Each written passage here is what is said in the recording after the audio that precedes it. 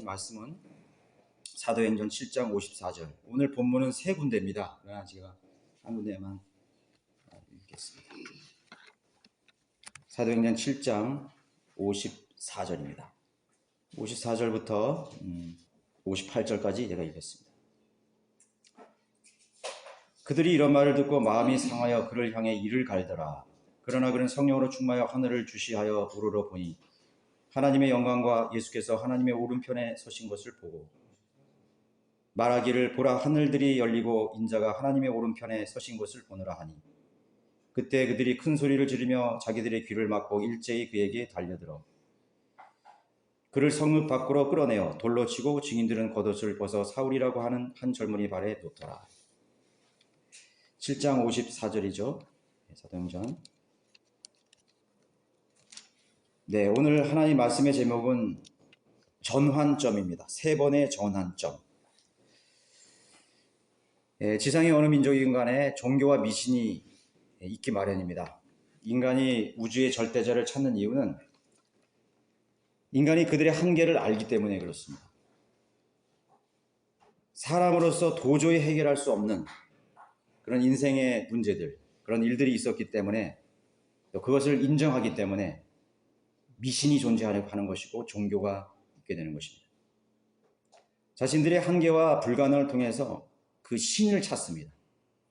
그리고 절대적인 능력의 소유자들에게 도움을 구하게 되는 것이죠. 초자연적인 어떤 곳에 있는 초월적인 그런 능력을 가진 그런 신들에게, 그런 존재들에게 도움을 구하는 것입니다. 문명인들이 미개한 그런 종족을 보면서 저건 미신이야. 쓸데없는 그런 미신이라고. 저거는 샤머니즘이야. 토테니즘이야. 토속신앙으로 막 이렇게 비하하고 그럽니다. 그렇지만 오히려 문명의 국가들은 어떻습니까? 문명의 국가들에 있는 그런 민족들 대상만 바뀌었을 뿐이지 똑같은 거예요. 미개한 종족이 미신을 숭배하는 것이나 문명한 고도로 발전된 문명의 국가들의 사람들이 돈을 신으로 숭배하는 것입니다. 돈이면 최고예요. 돈이 자신의 도움의 근원입니다. 돈이 자신의 능력의 원천이고 자신이 신뢰해야 될 대상이 되는 거죠. 그럼 그 미개한 민족이 그 미신을 달을 숭배하고 나무를 숭배하고 돼지머리 숭배하는 건 뭐 다른 게 뭐 있어요? 문명의 국가들은 또 수많은 쾌락의 신을 신뢰하고 있습니다. 그것이 나에게 즐거움이 되고 행복을 준다고 생각하는 것입니다. 수많은 욕망의 신들을 숭배함에 있어서 전혀 미개한 종족과는 다를 바가 없는 것이죠. 그 신뢰의 궁극적인 대상은 동일한 것입니다. 사실상 우주를 창조하신 하나님을 만날 수 있는 가능성은 미개한 민족의 죄인들에게 더 있다고 할 수가 있겠습니다. 그들은 아직 채워지지 않았기 때문이죠. 그러나 문명의 국가들의 죄인들은 돈이 당장 뭔가를 해결해 주는 거예요. 질병의 문제를 해결해 줄 수 있고 가난의 문제를 해결할 수 있고 육신적인 그런 일시적인 쾌락을 만족을 줄 수 있고 자기가 원하는 욕망의 것들을 돈으로 살 수 있고 그렇기 때문에 하나님을 대신하는 것입니다. 그러나 미개한 종족의 그런 미신들을 숭배하는 사람들은 아무리 불러도 얼마나 많은 미개한 종족의 사람들이 의학의 사각지대에서 죽어가고 있습니다. 가난으로 죽어가고 있습니다. 세계 인구의 3분의 2가요 배고픈 채 잠이 든다고 합니다. 우리가 같은 필리핀의 국가의 사람들은요 60%가 평생 동안 한 번도 병원에 가지 못합니다. 60%가 한 번도 병원의 혜택을 받아보지 못한 채 생을 살다가 죽는 것이죠. 누구든 인생을 살면서 한계에 부딪힘으로써 하나님을 찾을 수 있는 기회가 되기 마련인 것입니다. 그런데 많은 크고 작은 역경, 고난, 슬픈, 질병들을 겪으면서도 하나님을 거부해 왔다면 하나님께서 베푸실 자비를 얻을 기회는 점점 희박해 가는 것입니다. 첫 번째, 두 번째 자신의 인생의 한계와 문제를 만났을 때 하나님을 찾을 수 있었는데 하나님께서 그에게 자비의 손길을 베푸시고 은혜의 보자기를 그에게 제시하고 계신데 거부해버리는 것입니다. 얼마 있다 보니까 돈으로 그걸 해결할 수 있어요. 사람이 그걸 해결해 줄 수 있는 것입니다. 하나님 앞에 구할 필요 없구나. 돈이 최고구나. 그 사람은 더 돈벌레가 되어가고 황금의 눈이 먼 그런 인생의 목표가 되어버리는 것이지. 오늘은 이스라엘 백성들이 자신을 구원하실 메시아를 십자가에 내어준 직후에 하나님께서는 그들을 당장 내치지 않았어요. 다시 십자가에 하나님의 육신으로 오신 하나님을 십자가에 죽인 후에 그 후에 다시 하나님께서 찾아오십니다. 그러나 그들은 하나님의 그 손길마저 또 거부해버리는 것이죠. 이스라엘 자손들은 옛 선지자들이 예언했던 그런 메시아, 자신의 백성을 죄로부터 구원하실 그 메시아, 왕국을 실현해 줄 그 메시아를 거부했고 급기야 하나님을 모독하는 죄명을 씌워서 십자가의 죽음에 내어주게 이른 것입니다. 그러나 자비가 풍성하신 하나님, 우리가 상상할 수 없는 인내를 가지신 하나님께서는 그들에게 3번의 기회를 사도행전에서 주신다는 것을 우리가 볼 수 있는 것입니다. 3번의 전환점입니다. 그 첫 번째가 스테반 집사의 설교였습니다. 스테반 집사 설교였어요. 그럼에도 유대인들은 이 3번의 기회마저 헌신짝처럼 내팽개치고 결국은 2000년 동안에 온 지상의 민족들부터 질시와 천대와 증오의 대상으로 그렇게 그 땅을 잃어버린 채 살아가게 되는 것이 마땅하죠. 마땅합니다. 하나님의 심판이 결코 크지 않습니다. 마땅한 것입니다. 우선 본문은 하나님께서 갈보리 사건이 처음으로 주시는 기회가 제시되는 것입니다. 이 7장 사도행전 7장 전체에는 성령으로 충만한 성령으로 주시는 그 지혜로 충만한 스테반이 자신의 동족 이스라엘이 걸어온 역사를 설교를 통해서 상기시켜 줍니다. 이 7장을 보면요 참 기가 막혀요. 이렇게 하나님을 사랑했던 사람이 있구나. 이렇게 하나님 자신의 역사를 상고하면서 눈물로 기도했던 자신의 동족을 사랑했던 이 스테반, 그 가슴으로 전하는 그런 눈물로 전하는 참으로 살아있는 설교를 합니다. 이스라엘의 밟아온 그 하나님의 놀라운 손길을 통해서 걸어온 이스라엘 역사를 참 파노라 화면처럼 그들에게 제시해 주는 것이. 그들은 거기에 혼이 빠져서 쥐죽은 듯이 스테반의 집사를 끊지 않고 그대로 경청합니다. 가능성이 있어 보이죠? 이스라엘의 역사는 그의 설교에 따르면 배반과 모독과 은혜를 저버린 믿음이 없고 패역한 그런 역사였음을 기도로 보게 했습니다. 그리고 51절에 이제 마지막 설교를 마무리하는 과정에서 너희 목이 곱고 마음과 귀에 할례를 받지 못한 사람들아 너희 조상이 한 것과 같이 너희도 늘 성령을 거역하는도다. 선지자들 가운데 너희 조상이 박해하지 않은 사람이 어디 있었느냐. 또 그들은 의로운 분의 오심에 관하여 미리 말한 그들을 죽였고 이제 너희는 그 의로우신 분을 배반한 자요 살인자가 되었도다. 예수 그리스도를 십자가에 못 박은 엄청난 죄를 지은 살인자라고 결론을 지어가고 있습니다. 스테반의 입을 통해서 하나님께서는 돌이킬 수 있는 기회를 주신 것입니다.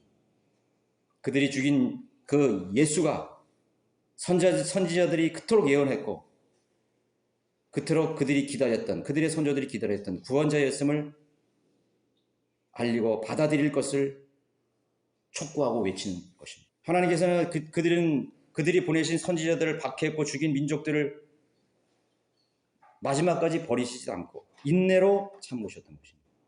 53절에서는 모세율법도 지키지 않았다고 했습니다. 너희가 천사를 통해 지시하신 율법을 바꿔서도 지키지 아니하였도다.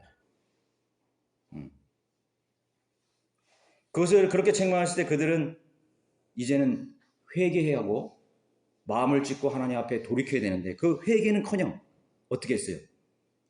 54절에 보면 그들이 이런 말을 듣고 마음이 상하여 그를 향해 이를 갈더라. 이를 버덕버덕 가는 것이에요. 마음이 상한 것이 하나님 앞에 회심하기 위한 상한 것이 아니라 분노가 치밀어 오르고 자존심이 상하고 그런 자신의 프라이드를 무너뜨리는 그러한 자기를 공격하는 그런 말씀으로 그런 말로 받아들이고 마음이 상해서 이를 갈기 시작했는 것입니다. 그들의 마음이 상했다는 의미는 좋은 의미가 아니었습니다. 하나님께서는 사실 상한 마음을 기뻐하시죠. 그리고 자비를 원하는 자를 기뻐하시는 것입니다. 그러나 그런 이를 갈 정도로 스테판의 입을 통해서 말씀하시는 하나님의 음성에 더욱 완고해진 것입니다. 더욱 완고해졌어요. 시편 34편 18절에 주께서 마음이 상한 자들을 가까이 하시며 참회하는 영이 있는 자를 구원하시도다. 마음이 상한 자를 가까이 하시고 참회하는 자의 영이 있는 자들을 구원하시겠다는 하나님께서 그들에게 기회를 주신 것입니다. 성령을 통해 들려주시는 하나님의 말씀 앞에 여러분의 홍이 참회하는 영으로 낮아져야 마땅한 것입니다. 이스라엘 백성들은 사람을 봤을지도 몰라요.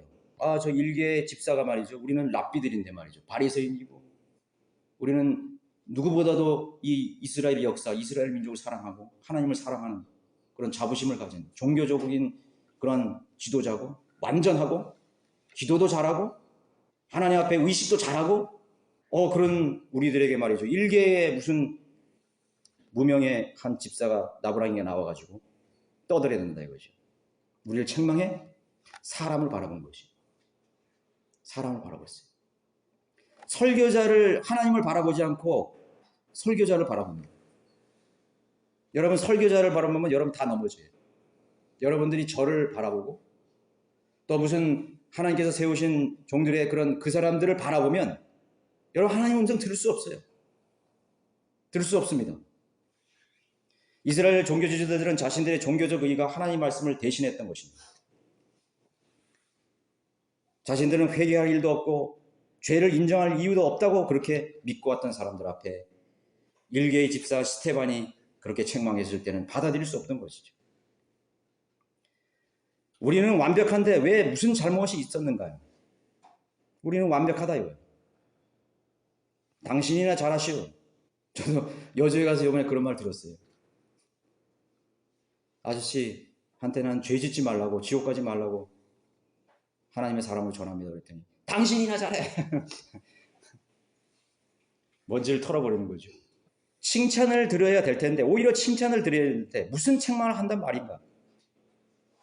그것이 오늘날 현대 배교한 현대 기독교인들이에요. 현대 기독교 지도자들이에요. 목사들이에요. 한국의 크리스찬들이에요. 크리스찬이라고 말하기 좀 무색한데 현대 기독교 신자들이에요. 우리들 중에도 그런 사람이 있습니까? 내가 왜 부정적인 설교를 들어야 한단 말인가? 자존심이 허락하지 않았던 것이죠. 하나님의 음성이 아닌 아무것도 아닌 일개의 집사 주제에 감히 우리를 책망하려는 식으로 그렇게 하는 것이냐 반발했던 것입니다. 저는 안타까운 소식을 들었습니다. 서울교회 한 사람이 징계를 받았다는 말을 들었어요. 저는 거기에 관심이 없었는데 들려왔어요. 근데 그 사람은 제가 잘 아는 사람이에요. 초신자도 아니에요. 신앙생활을 못했던 사람도 아니에요. 신학 공부를 다 마치고 신학 석사까지 받은 정말 알만큼 아는 사람이에요. 신앙의 선배라고 할 수 있는 사람으로 저는 알고 있었던 사람. 그런데 그 사람이 뭘 잘못했는 것이? 초신자들을 실족케 했다고. 아주 영적으로 어린 초신자들을 실족시켰다. 그냥 놔둘 수 없어서 징계를 내린 것입니다.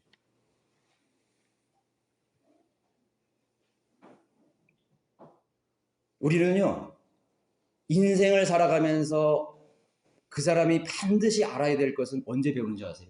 유치원 때 다 배워요. 사람들이 여러분 죄를 짓는 것을 고등학교 때 못 배워서 그런 거예요? 대학교에서 못 배워서 그런 거예요? 아니요. 유치원 때 배웠던 거를 못한 거예요. 유치원 때 다 배우고 인간이 해야 할 기본적인 도덕, 윤리, 행동, 남을 배려하는 그런 질서의식 유치원 때 다 배우는 거예요. 초등학교 1학년, 1학년 때 다 배웠던 내용이에요. 30대, 40대, 50대 못 배워서 그 사람들이 범죄자가 되고 폭행을 하고 막말을 하고 그런 것이. 저는 국회의원들이 막말을 하는 걸 보고 야, 유치원생보다 못하는구나. 유치원생보다 못한 거지. 상식이 없어요. 인간의 기본으로 지켜야 될 가장 기본적인 도덕과 윤리가 무시된 그런 사람들이 국회의원이 되는 거예요. 그러니까 그것이 바로 이 세상이에요. 그러니까 마귀의 자식이기 때문에 그냥 그 이해를 하는 거지, 우리가. 왜 상식적으로 보면 그게 통해요? 유치원생보다 못한, 아니, 개, 돼지보다도 못한 인간들이, 죄인들이 누구를 지배하고 누구를 섬기겠다고 그렇게 나왔는, 그게 이 세상이에요. 그게 뭐 이 세상뿐이겠어요? 우리뿐이겠어요? 지금까지 인간의 역사가 다 그런 것입니다. 이 세상에서 뭘 기대하고 있을 수 있겠어요? 대통령에 기대할 수 있어요? 검찰총장을 기대할 수 있어요? 노벨 무슨 평화상을 탄 사람을 기대할 수 있겠어요? 하나님은 세상도 세상에 있는 것들을 사랑하지 말아요. 그걸 관심도 갖지 말아요. 우리의 유일한 소망은 예수 그리스도 안에 있죠. 자, 그런 소식을 들으면 너무나 안타깝습니다. 이미 성장해서 영적인 스승이 되고 그리스도의 군사가 되고 그리스도의 인격으로 충만한 그런 모든 사람들의 그런 본이 되고 따라야 될 그런 선배가 되어야 되는데 도리어 다른 사람을 실족해 하는 그런 마귀의 종으로 전락해버린 거죠. 그런 분들이 그 설교를 여태까지 얼마나 많이 들었겠습니까? 그러나 그런 사람들은 자신과는 상관없는 소리만 들었을 거예요. 나 상관없어. 난 잘하고 있어. 저 형제, 저 자매, 저 초신자를 향해서 지금 설교하고 있는 거예요. 그렇게 다 취급해버리는 거죠. 그 사람이는 아무런 뉘우침도 자신을 향한 변화를 촉구하는 하나님의 음성으로 절대로 듣지를 못하는 것입니다. 그런 사람들은 점점 완고하고 냉랭한 그런 가슴으로 변해가는 거죠. 그 사람들은 브레인만 있어요. 뇌만 있어요. 냉정한 지식만 있는 거예요. 스데반의 설교에 대해 그들은 마땅히 마음을 찢고 하나님께로 돌이켜 있습니다. 위대하신 하나님, 십자가에 죽으셨다가 죽은 자가 다 살아났다가 부활하셔서 하나님 우편에 앉아 계신 그 예수 그리스도께서도 자신을 십자가에 못 박은 그 원수 같은 그 민족을 하나님의 자비로, 그분의 자비로 그들이 회심하기를 기대하고 있었던 것입니다. 그래서 56절에 보시면은 말하기를 보라 하늘들이 열리고 인자가 하나님의 우편에 서신 것을 보노라. 예수님도 그들에게 죽임을 당했지만 그래도 스데반의 설교를 통해서 그들이 민족적으로 회심해서 울부짖으며 하나님 앞에 눈물로 회개하고 돌아서기를 기대한 것입니다. 그래서 예수님께서는 일어서신 거예요. 일어섰다는 거예요. 다시 재림할 준비가 됩니다. 내가 이 민족이 회개만 한다면 내가 저들이 그렇게 바라는 메시아의 왕국, 예수 그리스도가 다스리는 그들이 기다렸던, 선지자들이 기다렸던 그런 메시아가 바로 나였다는 것을 그들에게 보여주시고 그들의 왕국을 실현하려고 예수님께서는 서신 것입니다. 성경에서 예수님께서 서셨다는 것은 하나님이 뭔가를 하시려는 겁니다. 재림하시다는 것입니다. 그렇게 하나님이 기대하셨어요. 그런데 몇 초도 안 가서 57절에 그때 그들이 큰 소리를 지르며 자기들의 귀를 막고 일제히 그에게 달려들어 성읍 밖으로 끌어내어 돌로 치고 그냥 사자가 그냥 먹잇감을 찢듯이 갈기갈기 찢어서 돌로 다 쳐 죽이는 거예요. 귀를 막고 이를 갈면서 하나님이 얼마나 실망하셨겠습니까? 하나님께서 얼마나 가슴이 아프시겠습니까? 다시 자리에 앉으시는 거죠. 기회였죠. 절호의 기회였습니다. 예수라는 말을 들었을 때 다른 것도 아니에요. 예수라는 말을 들었을 때 그들은 돌을 들고 스테판을 살해했던 것입니다. 유대인들의 배교가 더 분명해지는 전환점이 된 것입니다. 확인해보는 것입니다. 갈보리 십자가에서 군중심리로 그렇게 할 수 있어요. 할 수 있다고. 로마 법정에 세웠습니다. 그러나 다시 한번 스테반을 통한 하나님께서 주시는 기회를 그것마저 걷어차고 말았던 것이죠. 자, 저는 대한민국의 영적 현실을 한번 보게 됩니다. 지금 대한민국도 어떤 영적 전환점을 지금 맞이하고 있어요. 이제 하나님의 자비가 지속적으로 이 민족에게 이제 내려지고 있는데, 이제 그것이 그 가능성, 대한민국 민족들이 회심할 수 있는 가능성이 희박해지고 있습니다. 처음에 우리 바른 성경과 바른 진리가 들어올 때 많은 사람들이 막 왔습니다. 그러나 지금은 뭐 이삭 죽기식으로 오죠. 여러분들이 세상에 나가서 복음을 전할 때 10년 전, 20년 전, 30년 전 한번 생각해 봤어요. 전혀 달라요. 지금은 1년, 2년 그 텀의 차이가 분명해집니다. 복음을 받아들이는 사람들이 극히 적습니다. 박승윤 목사님 그러시는데 대학에 지금 선교단체 이렇게 시작하셨죠. 그 무슨 신촌에 대학에 가면은 그래도 옛날에는 그걸 듣고 뭐 반발하던가 반응이 있었는데 지금은 전혀 무관심하대요. 니는 떠들어라. 전혀 무관심하다는 거예요. 여러분 어린 학생들에게 복음을 전해보세요. 조롱을 합니다. 조롱을 해요. 조롱을 해요. 조그만 아이들이 조롱을 합니다. 그것이 대한민국의 영적 현실이죠. 전환점을 맞이하고 있습니다.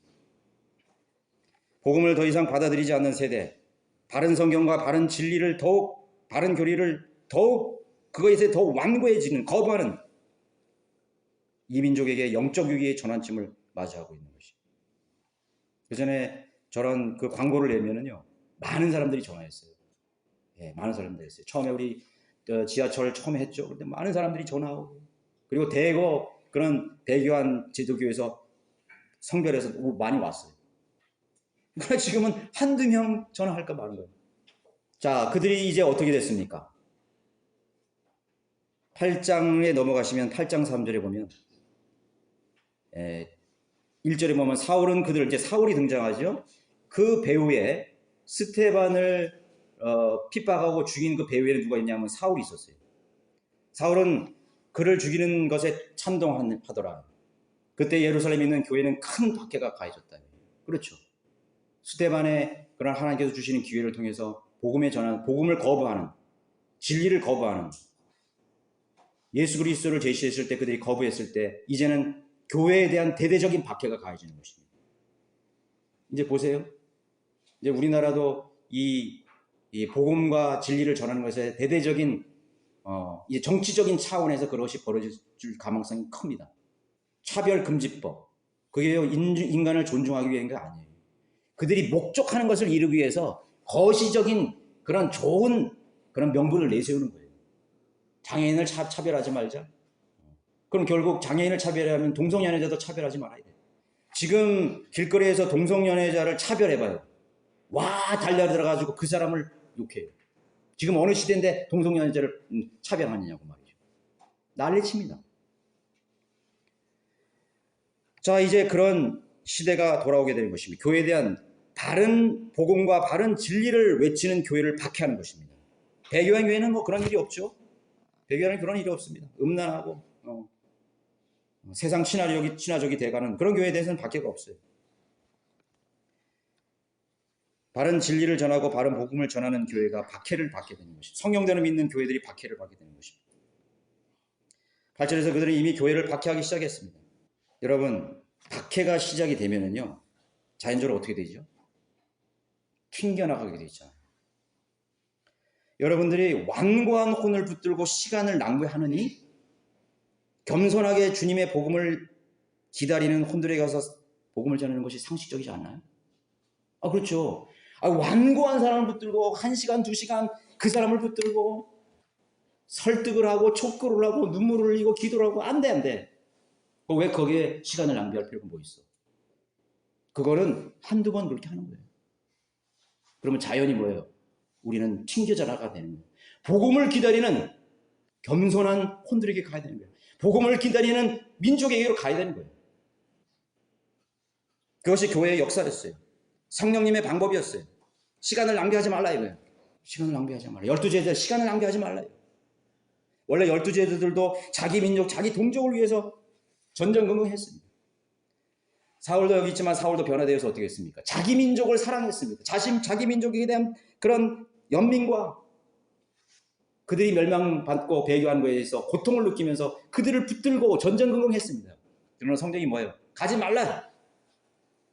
발을 털어버리고 먼지를 털어버리라. 하나님께서 유럽에 있는 마케도니아의 혼들이 자기를 도와달라는 환상을 보게 하셨습니다. 튕겨나가는 것입니다.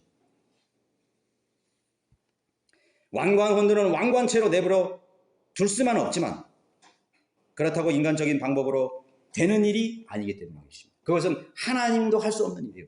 인간의 완고한 마음을 변화시키는 건 하나님도 할 수 없는 것이에요. 그건 마지막 카드예요. 하나님의 말씀은 튕겨져 나가게 되는 것입니다. 그러나 3절 그러나 사울은 교회를 파괴하고 집집마다 들어가서 남자와 여자들을 끌어내어 감옥에 넘겨주더라. 대대적인 박해가 일어났죠. 그러므로 널리 흩어진 사람들이 가는 곳마다 말씀을 전하니라. 그때 빌립이 사마리아 성읍에 내려가 그들에게 그리스도를 전파하니라. 벌써 튕겨나갔죠. 사마리아는 혼혈 집단이거든요. 혼혈 민족이거든요. 그걸 싫어했어요. 유대인들이. 그 사람들은 개 같은 사람들이에요. 이방인들이에요. 그런데 어떻게 해요? 정통 유대인들에게 복음을 전하는 이 하나님 말씀을 전하니까 튕겨나가는 거죠. 그러니까 어떻게 된 거예요? 사마리아로 가는 겁니다. 사마리아로 가는 거예요. 전환점이죠. 사마리아로 복음이 전파되기 시작했습니다. 두 번째 주시는 기회가 등장합니다. 두 번째 기회를 맞이합니다. 이제 첫 번째 전환점에서 두 번째 전환점까지 이 교회를 받게 했던 사울이 예수님을 다마스커스 동상에서 예수님을 만났죠. 회심했죠. 그래서 바울이 된 것입니다. 그리고 그 바울을 통해서 복음은 이미 이방인의 도시로 번져가기 시작한 것입니다. 18장 6절에 보시면 18장 6절로 본문이 이제 넘어갑니다. 두 번째 전환입니다. 바울이 고린도 지역으로 갔습니다. 거기 1절 보면 이런 일이 있으니 바울은 아테네를 떠나 벌써 고린도로 갔죠. 자, 거기 18장 6절에 보세요. 그러나 유대인들이 반박하는 것이. 거기 자국 영토가 아니야. 거기는 이스라엘 유대 땅이 아니고 고린도 땅 마케도니아 지역이야. 근데 거기에 유대인들이 이민 와서 사는 사람이 있어. 그런데 그 이민 온 사람들이 복음을 듣는 바울의 광경을 보고 그걸 쫓아다니면서 또 바뀌기 시작되는 거예요. 유대인들이 반박하며 모독하자 그는 옷을 털며 그들에게 자, 지금 본토에서도 옷을 털었는데 또 이방인에 가서 복음을 전하는 고린도 지역에서 가서 복음을 전하는데 거기서도 유대인들이 아주 그냥 따라다니면서 반박하고 모독하는 거예요. 방해를 하는 거예요. 그래서 바울이 말하는 게 너희 피가 너희 머리로 돌아갈 것이요 나는 깨끗하니라. 이제부터는 내가 이방인들에게 가리라 하더라고요. 그래도 바울 사도는 그 타국에 사는 유대인들에게 그래도 그들이 외롭고 고독하고 타국을 떠나서 사는 나그네 생활을 하니까 그래도 받아들이겠지 하는 일말의 가능성을 가지고 유대인들에게도 말했을 거예요. 받아들이라 이거예요. 하나님의 자비의 은혜를 받아들여요. 근데 그 사람마저도 더 완고하게 바울을 그걸 모독하는 것입니다. 모독하는 것입니다. 그래서 바울이 이렇게 말했던 거예요. 너희 피가 너희 머리로 돌아간다. 자, 두 번째 전환점이죠. 두 번째 전환입니다. 하나님께서 그래도 그 이스라엘 민족의 누군가는 받아들이겠지. 그들에게 또 기회를 주시려고 했던 것입니다. 그들을 통해서 이 복음이 그 유대인들에게 회심할 수 있는 기회가 되기를 원했던 것입니다. 바울은 끝까지 동족 유대인들의 마음을 두드렸던 것이죠. 그러나 바울은 현실 앞에 부딪힙니다.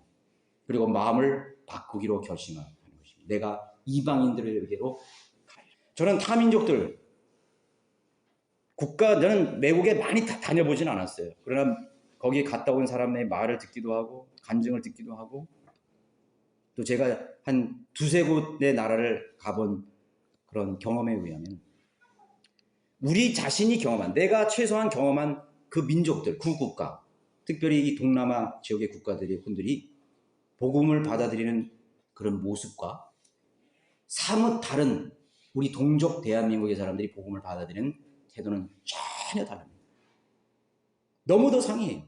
이번에도 느끼신 분들 있으시겠지만 저 자신만 느껴서 이렇게 말했다면 여러분의 동감이 안 갈 수 있지만 여기 한 분이라도 여기 가셔서 그걸 보신 분, 경험하신 분은 금방 제 얘기를 알아들 수 있을 거예요.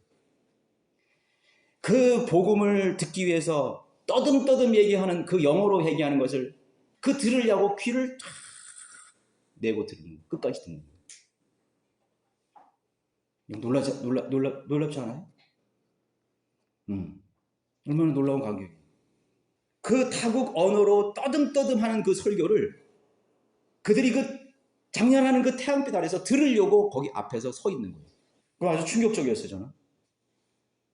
그 어떤 노인 할머니는 와가지고 내 손을 잡고 고맙다고 여기까지 와셔서 복음을 전해서 고맙다. 난 크리스찬이라고. 그 다음부터는 제가 한 번 하는데 눈물이 막 날라 그래가지고 설교를 못 하겠더라고요. 너무나 상해하죠. 너무나 상해요.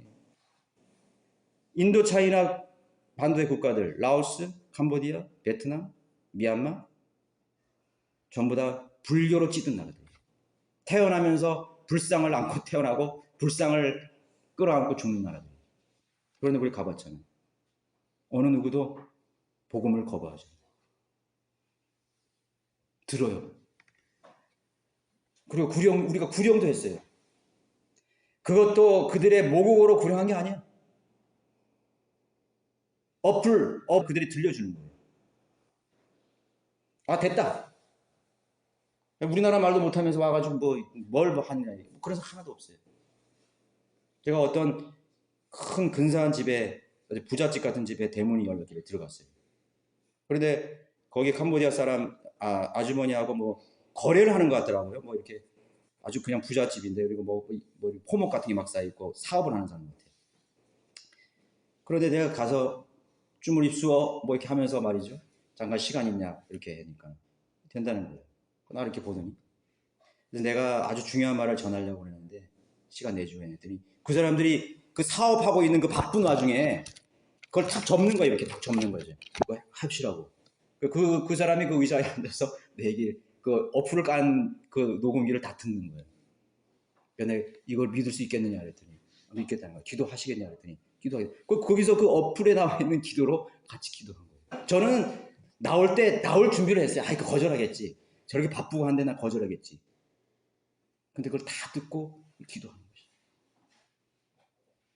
그런 간증들이 저는 거기 갔을 때 한 10번은 돼.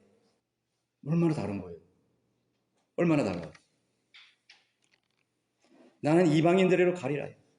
복음을 받아들이는 민족, 그 슬픈 민족, 소망이 없는 민족, 그 기쁜 소식, 가스퍼를 기다리는 수많은 불쌍한 혼들, 예수 그리스도의 복음과 진리를 소중히 여기는 사람들, 미신과 토착 시민과 불교와 이교도로 가득 찼지만 그들은 진정한 복음을 듣지 못했어요. 그들이 오히려 하나님을 찾으려 하는 간절한 갈급함이 더 있는 것입니다. 우리가 믿었던 그런 짐승의 신은 가짜였구나. 여기에 진짜 하늘과 땅을 창조하신 위대한 분이 계시군요. 필리핀은 95%가 카톨릭 전통으로 찌든 이교도 국가예요. 그런데 복음을 들렸을 때 그런 큰 생명의 물을 마시는 것처럼 그 복음을 그대로 받아들여요. 복음의 흐름은 항상 동일한 패턴을 겪게 되는 것입니다. 복음, 회심, 교육, 문화, 배교, 이교도입니다.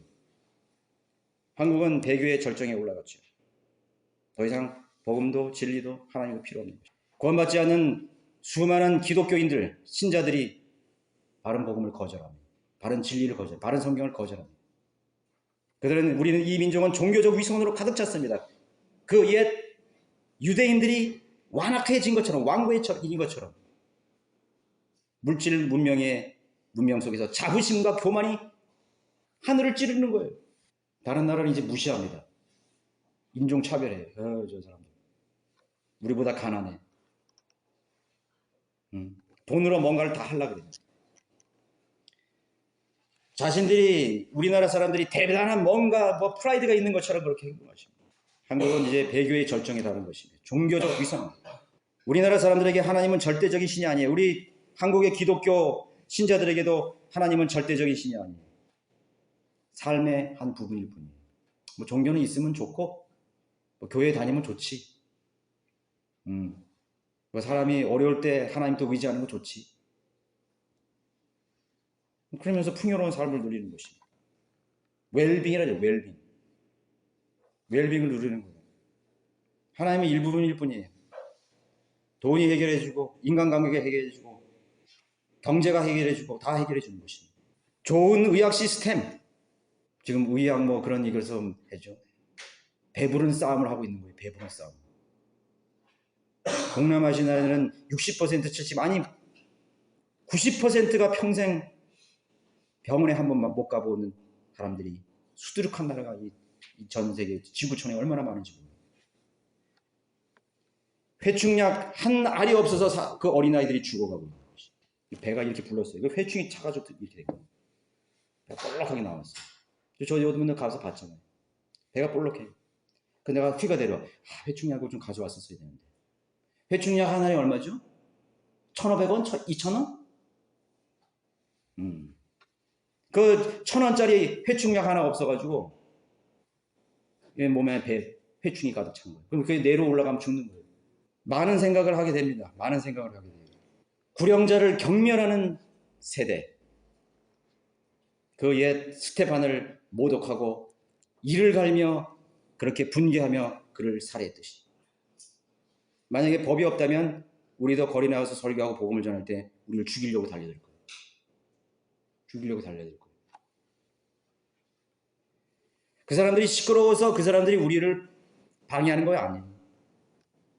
그들이 회개해야 할 죄인이라고 지옥이 있다고 돌아서라고 촉구하기 때문에 그들은 그것을 듣기 싫어하는 것입니다. 하나님의 진리를 반박하고 모독하는 그런 한국의 대한민국의 사람. 바울은 옷을 털어버렸습니다. 그게 성령님의 마음인 것입니다. 저는 제 기도가 이렇게 빨리 응답될 줄은 전혀 몰랐어요. 저는 알았어요. 저는 이제 우리 대한민국의 어떤 전환점이 시작되고 있구나. 지금 이 기회를 놓치면 하나님께서 우리 교회에 촛대를 옮길 것이다. 그래서 저는 벌써 수년 전부터 기도했습니다.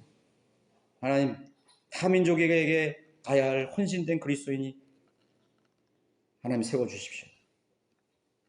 안 되면 저와 같은 사람의 아무것도 아닌 저희들 같은 사람을 통해서 누군가가 동기를 얻고 자극을 받게 해주십시오. 제가 여러분들이 항상 그렇게 기도했잖아요. 우리가 지금 뭔가 뭐 세계 선교를 해서 할 수 없어요. 그러나 우리의 발걸음이 하나의 큰 도약이 되는 것이죠. 큰 동기가 되고 자극이 되고 도전이 되는 것입니다. 저는 그걸 위해서 기도했어요. 그런데 금요일 날 청년회 회장 우리 강산 형제가 저한테 전화한 것이죠. 형제님이 이번에 해외 선교 갔다 온 게 저에게 너무나 많은 부담을 줬어요. 이게 무슨 말이냐 했더니. 그래서 저는 우리 청년들이 궁극적으로 우리 대학부가 설치되고 대학 동아리가 생기고 박 목사님도 결국은 최종적으로는 해외 선교를 위한 그러한 취지가 돼야 된다. 그래서 도전을 받았다는 거예요. 전화가 왔어요. 우리 청년부에서 대학부에서 다음 겨울에 해외 선교를 계획하고 있는데 조언을 듣겠다는 거예요. 하나님께서 응답하셨죠.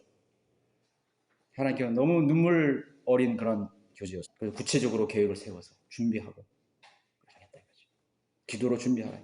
다른 준비는 없다 이거. 하나님께서 함께 하시고 하나님께서 능력 주시고 하나님께서 열정을 주시고 동기를 주시는 것이 중요하다. 여러분 동기와 열정은요 막을 길이 없어요. 그 사람의 열렬한 동기는요 그 의지는 막을 길이 없다니까. 불타는 동기, 불타는 의지가 있는 사람 막을 길이 없어요. 국경이 막을 수 없어요. 언어의 장벽이 막을 수 없어요. 피부색이 막을 수 없어요. 너무 감격스러웠습니다. 자, 세 번째 전환점이 발견되고 있습니다. 28절로 여러분 28장으로 가서 보십시오. 28장 25절이죠. 사도행전의 세 번의 하나님께서 자비를 베푸시는 전환점이 있습니다. 28장 25절. 자, 이제 로마로 갔을 때 또 복음과 진리를 전했습니다. 새방에 살 때 바울은 복음을 전했습니다. 그때 유대인을 또 접촉하게 되죠. 23절에 보면 그들이 그와 나를 정하여 많은 사람이 그의 숙소로 찾아오니 그가 아침부터 저녁까지 강론하며 하나님의 나라를 증거하고 또 모세의 율법과 선지자들의 글로서 예수에 관하여 그들을 설득시키더라. 그 중에는 그가 말한 것을 믿는 사람도 있고 또 믿지 않는 사람들도 있더라. 서로 의견이 맞지 않아 자리를 뜰 때 바울이 한마디 부언하기를 성령께서 선지자 이사를 통하여 우리 조상에게 잘 말씀하셨도다. 말씀하시기를 이 백성이 가서 말하되 너희는 듣기는 들어도 깨닫지 못할 것이요 보기는 보아도 알지 못하리라. 이 백성의 마음이 무디어지고 그들의 귀는 듣는데 둔하고 그들은 자기들의 눈을 감았으니 이는 눈으로 보지도 못하고 귀로 듣지도 못하며 마음으로 깨닫지도 못하고 회심하지도 못하게 되어 나로 그들을 치유하지 못하게 하려 함이라고 하셨느니라. 그러므로 하나님의 구원을 이방인들에게 보낸 것과 그들이 그것을 들을 것을 너희가 알라. 너희들은 그토록 하나님께서 회심을 촉구하고 수많은 선지자들을 보내고 예언가들을 보내고 친히 하나님께서 육신으로 오셔서 그 아들을 보내셨음에도 그거를 거부하고 그리고 죽였지만 이제 이방인들을 가라. 그러나 이방인들은 들을 것이다 이거예요. 나는 그들에게 가게. 마지막 통보입니다. 이거 마지막 통보예요. 이것이 유대인들은 이제 완전한 배교가 확인되는 지점이에요. 이 이후에는 예루살렘에서 더 이상 기적도 아무것도 없었어요. 하나님의 신, 하나님의 영이 떠나간 것입니다. 촛대가 옮겨진 것이에요. 무서운 거죠. 무서운 거예요. 그들의 껍데기만 남았어. 허울 좋은 형식만 남았어. 종교적인 의식과 하나님을 부리고 뭘 부르고 뭐 하지만은 거창한 종교 행사들은 많고 전통은 많지만 아무것도 없어요. 아무것도 없어요. 그들에게 능력이 떠났어요. 힘이 떠났어요. 성령님이 떠나신 것입니다. 마지막 위기죠. 그것마저 그들은 헌신짝처럼 박차고 마는 것입니다. 그로부터 성령께서 1세기 그리스도인을 통해서 땅끝까지 전생애를 향한 복음이 전파되는 발판을 삼은 것입니다. 이제는 완벽하게 튕겨나가는 것입니다. 딱딱한 완고한 그 바위에 공을 던졌더니 그것이 튕겨나가는 것입니다. 튕겨나갔어요. 자, 우리나라 대한민국의 현실이 지금 그렇게 다가오고 있는 것입니다. 아무리 외쳐도, 아무리 설득해도, 아무리 바른 성경과 바른 진리와 교리를 설명해도 듣지는 않아요. 거부합니다. 하나님께서 확인하실 것입니다. 우리 성령들을 믿는 그리스도인들이 계십니다. 복음을 기다리는 민족으로 가라요. 그 절망의 땅으로 가라요. 주님의 복음을 기다리는 수많은 혼들에게 가라요.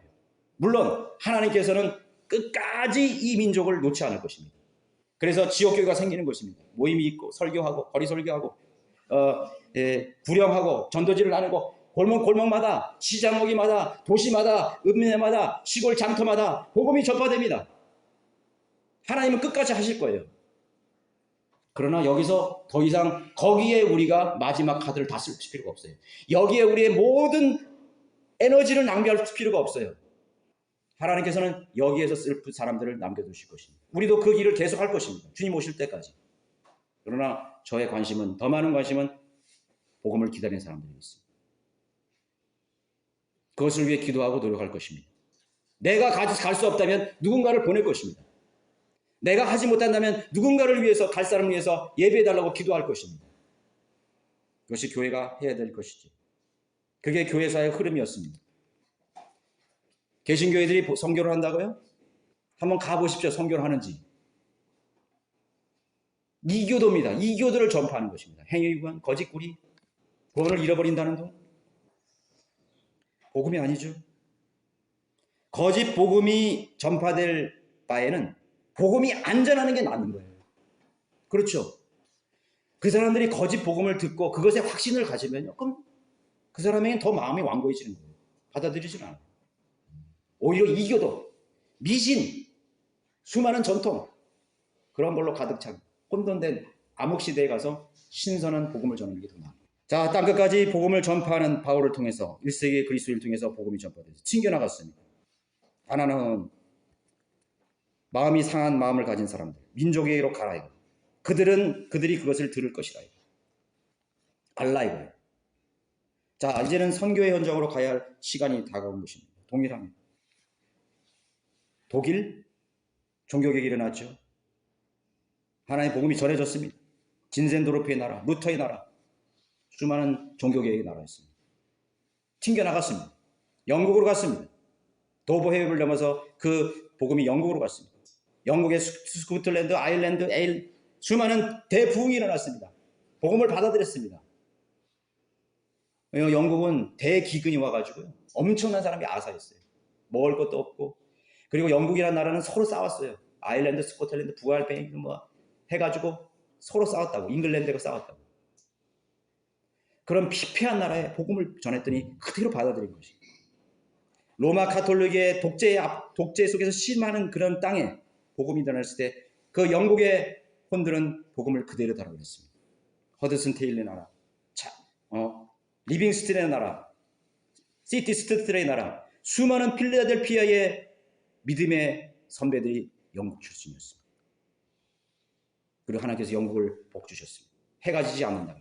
빅토리아 여왕이 74년 재임 기간 동안에 해가 지지 않는 영국의 언어가 전 세계로 퍼졌습니다. 산업혁명이 일어났습니다. 그들의 문명과 문화가 전 세계로 퍼져나갔습니다. 하나님은 그 기회를 놓치지 않았습니다. 그리스도인은 그 기회를 놓치지 않았습니다. 수많은 성계들이 상선을 타고 노예선을 타고 식민지 범선을 타고 소대양 육대주를 누볐습니다. 킹제임스를 정했습니다. 놓치지 않았어요. 영국이 배교했죠. 1883년 리바이스 버전이 나왔죠. 그 킹제임스 성경은 대서양에서 미국 땅에 왔습니다. 미국이 독립했습니다. 하나님께서 미국의 청교도들과 성년들을 축복해 주셨습니다. 미국의 문화를 번성해 주셨습니다. 미국의 달러가 온 세상의 돈이 되었습니다. 미국의 언어가 온 세상의 언어가 되었습니다. 미국의 성령들을 믿는 그리스도인은 그 기회를 절대로 놓치지 않았습니다. 5대양 6대주로 그들은 복음을 전파했습니다. 미국이 해가 지는 나라가 됐죠. 극동아시아의 이 작은 동방의 조용한 나라에 조용한 나라가 이제는 조용한 나라가 아니에요. 조용한 아침의 나라가 아니라고. 이제는 K-팝이 온 세상을 뒤집고 있어요. 이제는 어느 나라 아프리카를 떠나도 K-푸드를 모르는 사람이 없어. 떡볶이를 모르는 사람이 있고 김치 모르는 사람이 없어요. 거의 모든 국립대학에는 한국어 학과가 있어요. 한국어 몇 마디 하는 정도는 다 할 수 있어요. 무엇을 말하는 것입니까? 우리 한국의 성인들 믿는 그리스도는 이 기회를 놓치지 말아야 되는 것입니다. 이 기회를 놓치지 말아야 돼요. 돈이 있다고 자랑할 필요가 없어요. 그 돈을 어디에 쓰라고 하나님께서 우리에게 돈을 주시는 것입니까? 우리의 위상을 하나님께서 왜 높여주신 것입니까? 어디에 쓰라고 그 위상을 높여주시는 거예요? 우리는 그것을 착각하면 안 돼요. 우리에게 건강이 있습니까? 우리가 말을 할 줄 알고 들을 줄 알고 움직일 줄 알고 무엇에다 우리가 그 소중한 것을 써야 되겠습니까?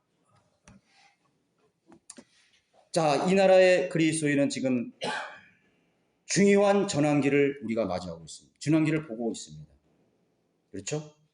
하나님께서 이 전환기를 바로 해석하지 못하고 하나님의 뜻을 간파하지 못한다면 하나님께서 이 촛대를 옮기실 거예요.